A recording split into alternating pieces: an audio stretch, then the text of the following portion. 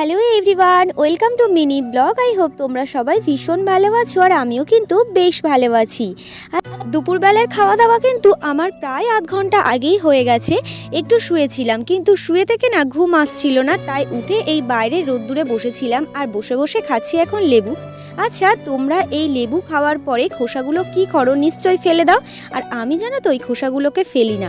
খোসাগুলো নিয়ে যে আমি কি করি আজকে তোমাদের সাথে চলো একটু শেয়ার করি। লেবুর খোসাগুলোকে আগেই কিন্তু বেশ ভালো করে ধুয়ে নিয়েছিলাম, তারপর একটু জল নিয়ে জলটা গরম হয়ে যেতেই তারপর দিয়ে দিলাম লেবুর খোসাগুলো।